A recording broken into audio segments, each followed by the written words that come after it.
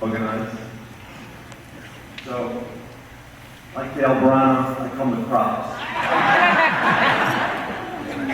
First of all, I just want to thank the pastor for entrusting me to share this word with you. I count that a real privilege. I also want to at this time thank my family and my close friends who have stood by me in this very difficult time in my life.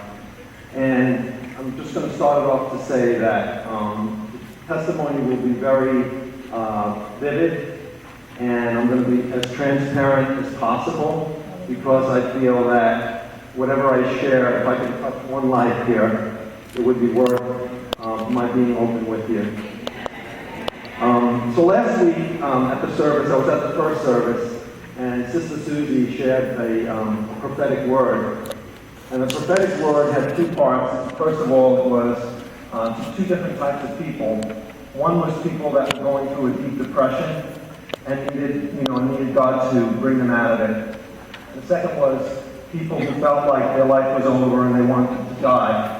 And so I was sitting in the service and knowing that I was going to give my testimony shortly, and I said to myself, I was both of those people, okay? So that's the story I just want to share with you now. And basically what I've gone through in the last year and a half, no one really knew except my close family, my wife said I was going to say that, my family and close friends, so I just want to share that with you. So I was saved as a teenager over 35 years ago. And after I got saved, God blessed me with so many things: a beautiful wife, 3 beautiful children, a great job, a house, health, positive outlook on life, confidence, energetic, love people and all. And I had a really great life, really enjoyed life, very comfortable in my own skin, confident and so on. Well, let me fast forward now to the end of 2010. So I had this great job, if you will, but it was a very stressful job. And at that time in my job, I had a change of management, a new boss came in, and we were putting in a new major system into our department. And so it was very pressured, it was a global system, and there was a lot of pressure for us to get this right and so on. At the same time, I found a lump in my abdomen, and I had to go to the doctor, find out what it was, and I found out it was this thing called a neuroendocrine tumor, which was considered not a cancer, but a carcinoid. And it was as big as a grapefruit and had to come out, basically. And so at that time, I was, struggling with these two things, but I was committed to finish what I was doing at my job and, make sure we get the system in properly. And then I had my operation. Well, shortly after my operation, probably just around Christmas time of 2010, early 2011, just out of nowhere, I felt like I was hit with a baseball bat, literally, from behind. Didn't expect this thing coming at all, not like me at all. I got hit with this terrible, deep depression. Deep depression, okay? And not only did I have a depression, I had physical manifestations of this depression. And for anybody that has gone through this or maybe going through this, I had this weight on my chest. It felt like a 20-pound weight. It was with me like always. And I had, my energy was sapped from me. My concentration level was zapped from me, and I felt like I couldn't function the way I functioned before. So this went on for a month or so, and it was very grueling because I had to be back at work and so on after I was out for the operation. And when I went back to work, things didn't really change. And so I came to a service, and by the way, while I was going through this, my relationship with God, not like I didn't want it to be good, but it felt like the heavens were brass, if you understand what I mean. I just didn't feel His presence, and I was very uncomfortable in everything I was doing. Well, I came to a service, the pastor called me out and gave me a word. It was a word actually for our family. And, that word, I received that word. And, it was basically that God was going to heal me, He was going to restore us, and so on.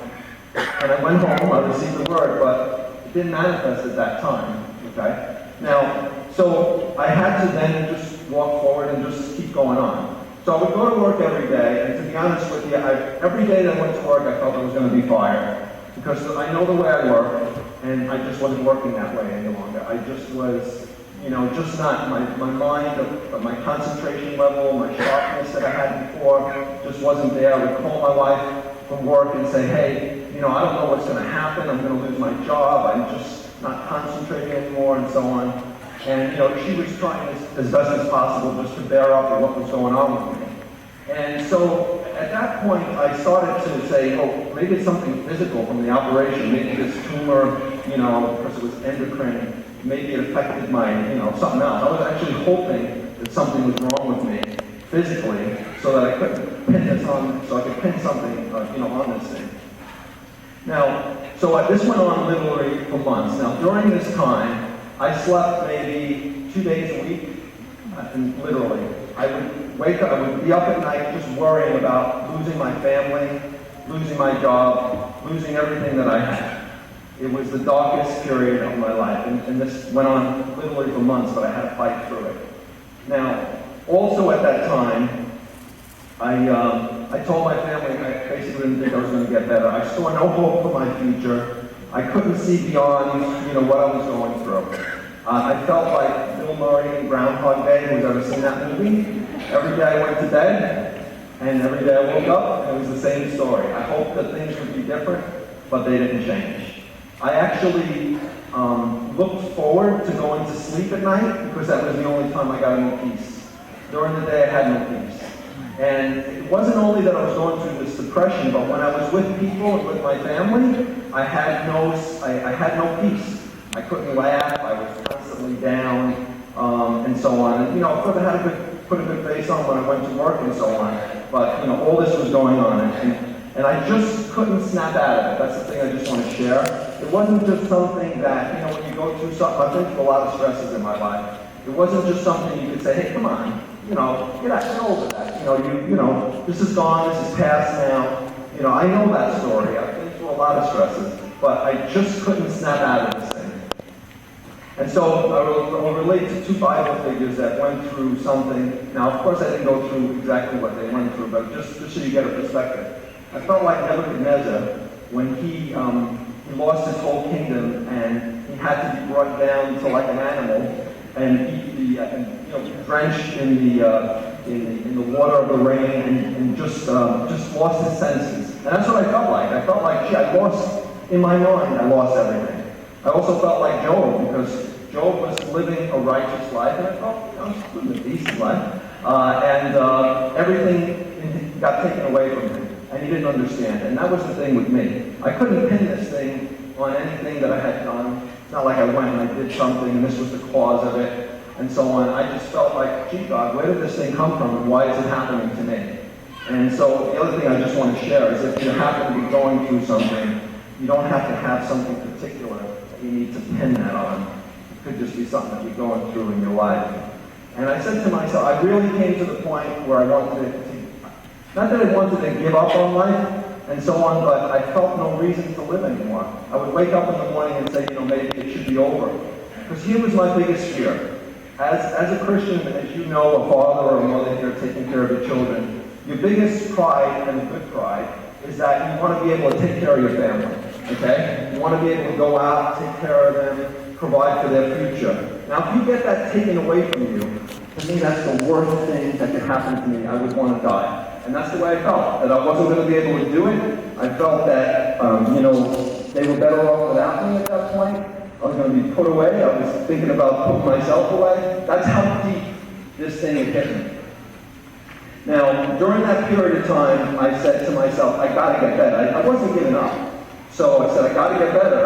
I'm reaching out to the Lord, but, I got to do what I got to do in my mind. So I reached out, actually, to all the psychiatrists and the psychologists during that time. And this is the prop. Sorry. So, just to get a perspective, these are all the medications that I went through over that period of time. I haven't changed, I don't know how many times, because I wouldn't accept that I wasn't getting better, okay? And so also at that time, I started searching online. I was looking for, let's see if I can find somebody that's gone through this and come out of it so I can get a positive story, from this, something to lift me up, and I couldn't find anything, okay?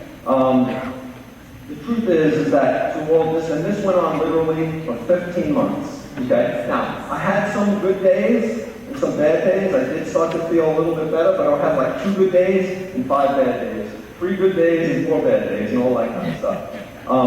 And the truth is, at this time, God was literally carrying me. If you know the story of the footprints, right?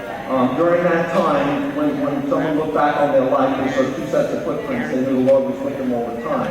And then they saw 1 set of footprints, and they said, Lord, what happened during those times? And he said, those were the times I carried you. So, I really had felt that, God was carrying me during that time.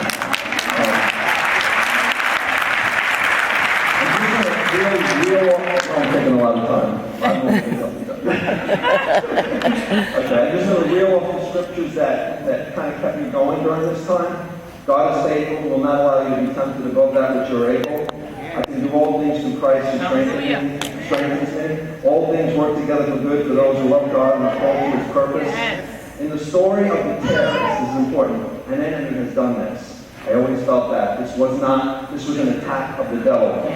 The story of Job, where God says, have you considered my servant Job? As I said to myself, I'm pressing on no matter what. I'm going to make it through this. In Job also it says, there's hope for a tree that when it is cut down, it will sprout again. And then I had to convince myself, literally, almost daily, I would get mad at myself and say, quit you like men. Don't you give up. Don't you let this thing beat you. Also in Job, behold, I go forward, but he's not there, and backward, but I cannot perceive him. On the left hand where he doth work, but I cannot behold him. He hideth himself on the right hand, and I cannot see him. But he knoweth the way that I take. When he hath tried me, I shall come forth as gold. For I know that my Redeemer liveth, and that he shall stand at the latter day upon the earth. And though after my skin worms destroy this body, yet in my flesh shall I see God. And the last scripture, that's always been one of my favorites. A smoldering wick he will not extinguish, and a bruised reed he will not break. But those are scriptures that help me. I'm almost done. So, okay. So now, fast forward now until the end of 2011, and not that I was going through enough in my life, but through a job reduction, my employer told me after 28 years, you've been a good worker here, but we don't need you anymore. Okay? And so, I took it, decent at the beginning, but then what hit me, besides the depression, which I was starting to deal with a little bit better by doing activities and reaching out and so on, anxiety set in. And anxiety, to be honest with you, is more debilitating, I think, than depression, because it freezes you. And if you feel like you can't do anything, I felt uncomfortable, everything that I was doing. And so at that time, I said to myself, what else can I do? God was actually starting to stir in me at that time.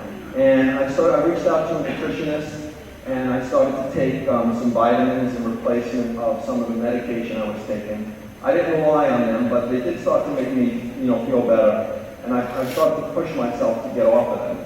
And also at this point, I came to the realization, I was about 50% better at this time, but I said to myself, no matter what, if I have to live like this for the rest of my life, I resolve that I'm just going to push forward. I have a family to take care of. I have a life to live. I'm just going to do it. And that was almost like, to me, a punch in the devil's face. Because I said, I don't care what you throw at me. I'm going to make it through. And so I did feel also I had to completely surrender, really. To surrender to Him. And as I started to do that, the heavens started to open up again to me. I started to, even though I wasn't feeling that great, I started to reach out to others. I volunteered in a food pantry. I found somebody else that was going through a very serious anxiety and depression, and I was able to minister to that person. And now the Lord just started opening up things to me, and the miracle actually started happening in my life. So God's love also during this time was revealed to me in a special way. Just the love of the Father, the love of Jesus giving up Himself, and I thought about myself and my kids, and I just realized how much, He had given for us. And the scripture that really became a revelation to me was in 2 Corinthians 4:7, which says, "But we have this treasure in earthen vessels, that the excellency or the sufficiency of the power may be of God and not of ourselves." And for some reason, I never felt, to be honest with you, that I was a prideful person, But I guess I was relying very much on, who I was in my aspect. And God did a work in me where now I feel like I just trust in Him. He's my sufficiency. Okay? Now, I've been off medications for over 3 months.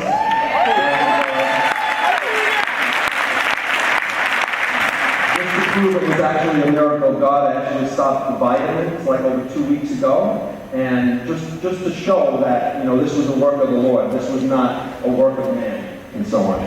I'm down to the last page, guys. I just want to say that I am truly resurrected like Lazarus. In my life, I tell people this. I felt like I was in the grave. And they were already throwing the dirt on me. It was over. I had given up. But now, everything is new again. And everything is being restored to me. I got a new job, okay? I have a renewed drive to serve the Lord. I have a passion like I never had before. Like Job, things have been restored double. Okay, my mind is sharp. Okay, and I'm looking forward now to being able to touch people, and hopefully this message touches somebody here that might be going through something similar. So I want to actually now walk in the calling that God has for me. But I have a message now. That's the great thing. So now, really fast, I'm going to read these couple of things, and then I'm done fast. You haven't read it yet. Okay. So really quick, I'll read them. Never forget who you are in Christ, and that He has a purpose for your life. He has paths for you to walk in. Do not be defined by your circumstances, what happens to you and how you feel. You are not defined by your job or what you do. When you feel terrible and worthless, do not let the enemy steal who you are. While you're going through these things, remember that you are still the person you were. Do not believe that you will not get through this. You need life spoken into you, not told what you may have done wrong. When you go through things, all outside things can be taken away, but the enemy cannot take away your character or your faith. And God will not allow him to destroy you. God is building faith in you, and this is one of the most important things that is happening on this earth. And this is evidenced by many scriptures, which I won't read. God does not give you suffering or pain. This comes from the enemy. We stand on our faith, but till the breakthrough, we need to learn from what is going on. So I just want to praise God for what He's done for me. And just to end off, I want to say my name is Sal, which means Savior, and I've been saved 2 times.